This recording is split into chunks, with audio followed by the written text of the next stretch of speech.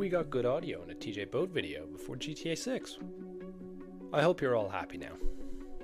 But let's get down to business. Hello everyone, and welcome to my Week 1 video for DGBA Poison Point Season 15. In today's video, I will be showing my Week 1 matchup, where I took on Spoink. Spoink is a long-time DGBA player, and has been around the community for quite a while. He's known for his unconventional means, both in terms of prep and play. It's something that I've been a victim of in the past, and it's something that I'm more than aware of now. His team is an interesting one, because it's a weird mishmash of threats. However, compared directly to my team, it looks kind of good. His access to Ogerpon Wellspring and Iron Bundle, when my water resists aren't exactly amazing, outside of Alamola, who just can't do anything to either of them, puts him in a good position. Sub-Roost Zapdos set is also incredibly annoying due to its really good dual stabs, unless I dedicate a Terra Electric to something, which, spoiler alert, I have to do here. It needs to be done. It's also a pretty decent Terrapagos matchup. It could be a good win con here, but I'm more than likely expecting it to be a spin offensive set, to be able to enable his Donphan, which has a really nice offensive matchup here, when it doesn't have to worry about being the rapid spinner, especially since Alamola looks so garbage here. And then we also have the Suya Gudra, which with iron defenses and bad Dragon Tail RNG could put me in a really bad position.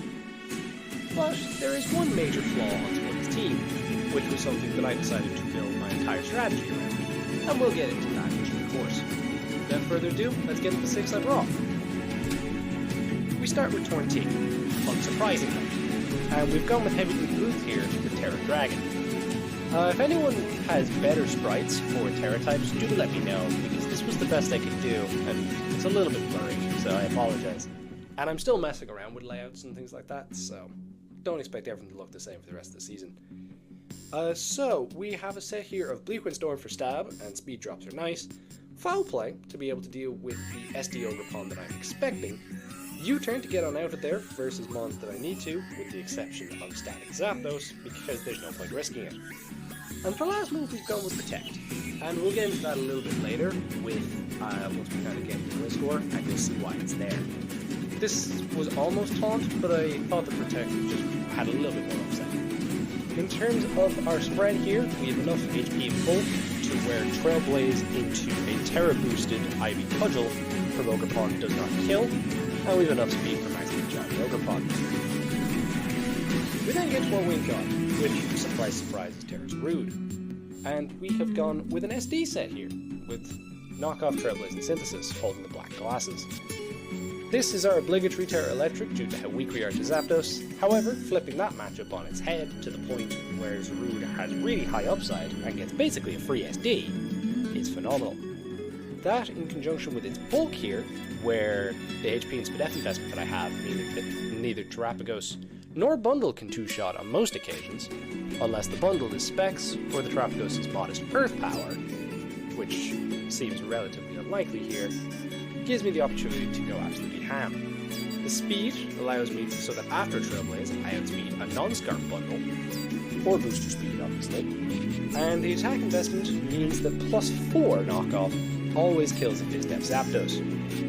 This set has really high potential here, as long as I keep it away from Dragon Tail and Suya Gudra, and it should win a lot of endgames. And worst case scenario, I can win the game 1-0, solely because of how good this move is here offensively.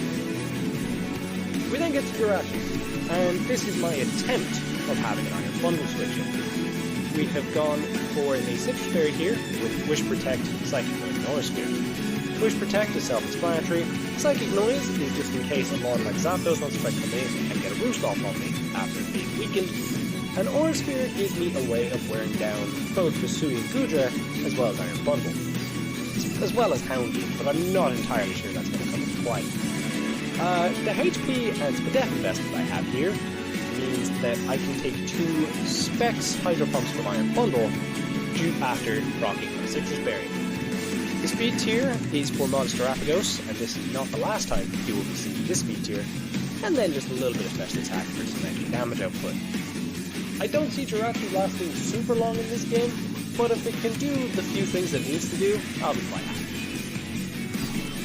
Gliscor is probably the most important mod here, and it is my dedicated lead.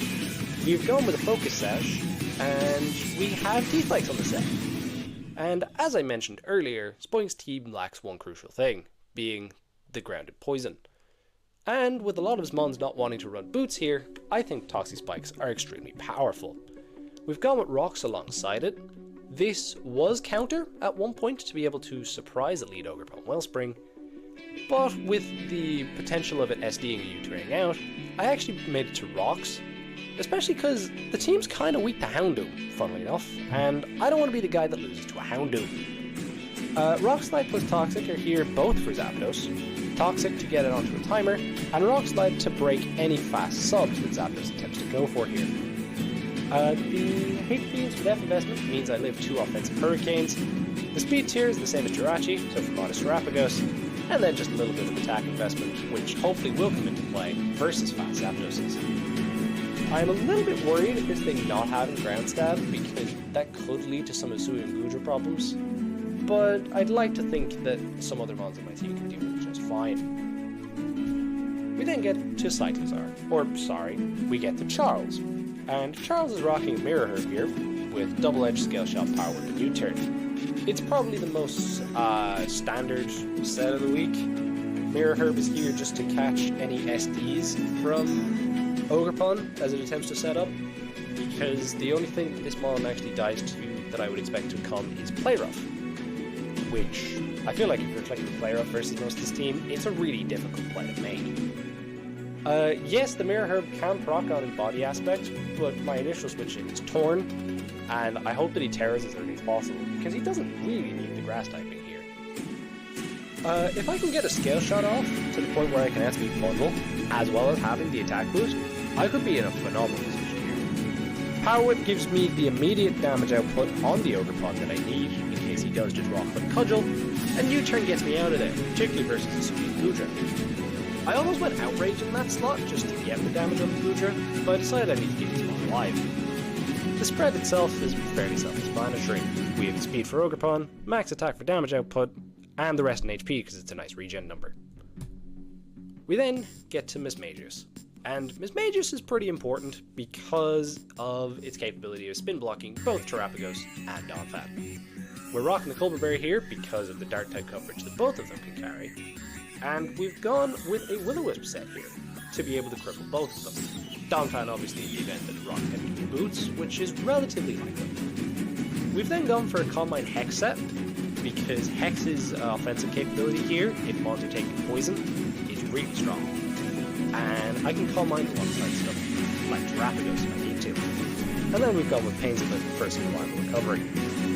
Yes, this set means that I have to stall out the Terrapagos with Burn, and just attempt to win a Calm Mind War, which could be a little tricky, but I think I can do it. The HP and defense investment here means that I can beat a max attack Adamant Donphan, even after burning it. And the speed here is actually for timid Terrapagos this time, because I decided I didn't want to take any risks. So that is the team that I assembled for this game, and it is certainly not a straightforward one. However, it's time to see how it did, so let the battles begin. Funny segues are my favourite, guys. Anyways, here we are in the battle, and there's a Houndoom here, which was relatively surprising. No Gardevoir or Breloom does make my life ever so slightly easier, because I don't have to worry about any Gardevoir offensive potential or Breloom poison heal shenanigans, but the main 5 problems are shown here. No Donphan's actually great though, because it means I don't have to worry about EQ as much. EQ plus Ice Spinner is going to be rather annoying. So, as I mentioned in the Teambuilder bit, Gliscor's my dedicated lead, and I'm going to try to get up T-Spikes. That's up in. So, I lead my Gliscor as he leads with Houndoom, and I see on Nerve as he goes for Wellspring, and I get my T-Spike turn 1. This is a major success. I go Cyclizar first, rather than Torn T, just not going to risk anything, which kind of defeats the purpose that I said earlier about going Torn first. Yeah, it wasn't my finest moment, but it's alright, we're still hanging. He clicked U-turn though, got the chip and got into his Usui and Gudra. I didn't U-turn here because I didn't want to reveal it, or reveal that I'm max attack. As the Gudra here clicks Knock Off on Jirachi. I could have gone Mistmag, but I decided the Jirachi was slightly safer. He Dragon Tails me out on my wish, and I get back into Gliscor. And he doesn't know that I am actually Roll, so I get my rocks for free. This is great. I click Toxic as I outspeed with him subbing up, and he's lefties. So, and then Rock Slide breaks the sub, and Hurricane unfortunately misses. That'll actually come into play a little bit later in terms of how I approach something, but for 7 turns in, I can't complain. The only slight issue is he now knows that the Goodra rolls my Gliscor, and that's definitely going to come into effect. Leftover sparks again, he takes my poison, in comes Goodra, surprise surprise, and Rock Slide does 5%, which he gets it all back to lefties. I go back to Jirachi, trying to catch an Ice Beam. He tries Knockoff again, interestingly. Probably thinks I'm Yachi. I get the Wish off, he goes to Dragon Tail, and in comes Torn. I U-turn out, thinking it's fine. I go Mismax, I know the Wish is in the air, and he pops my Colbert with a knockoff. He does not know that I'm Will-O-Wisp yet, but he finds out pretty quickly as he tries to sack off his Zapdos. Will-O-Wisp misses. It's the Poison Chip. I get up a Calm Mind here because I think it's pretty free. Hurricane misses again. Sorry about that, but it wasn't really doing a whole lot and isn't super important. Hex picks up the kill, which I am delighted for, and he brings in Houndoom hard, which makes me think this is Specs. I go Torn to scout as much, and the Dark Pulse damage proves that it is Specs. So this thing could have definitely been a problem, but I think if it was Boots Nasty Plot, I would have been in slightly more trouble. Probably would have had to sack the Torn, to be honest. Or Gliscor, because Gliscor has done its job at this point. And the only reason I'm keeping Gliscor at this stage is because of the Focus Sash still being attacked. It allows me to get a Toxic off on a Booster Rapidus if I need to. So keep that in mind. I click Protect to get more Poison Chip because I know he's going to go for Dark Pulse again. And this is a pretty free U-turn as he goes into his Goodra. This gives me Miss Magus again, threatening a Will-O-Wisp burn on this. I could have gone Zarude either, but I decided this was a slightly better route. Especially because I clicked Hex here, getting the kill on Houndoom, which makes my life a hell of a lot easier, because I don't have to deal with that thing being Specs. And Miss Meg is now an absolute demon, because he is to basically attempt to switch out every time I attempt to burn on it, and if I get good well-timed hexes off, he's in a really bad spot. He goes Ogerpon Wellspring here, finally taking poison, which is great. I go into Cyclizar instead of Torn due to it being weakened. Unfortunately, the Mirror Herb procs this, but he clicks Ivy Cudgel, and it does 60, which is a lot, but that's fine. I can have Power Whip here, and the Goodra surprisingly Sap Sipper.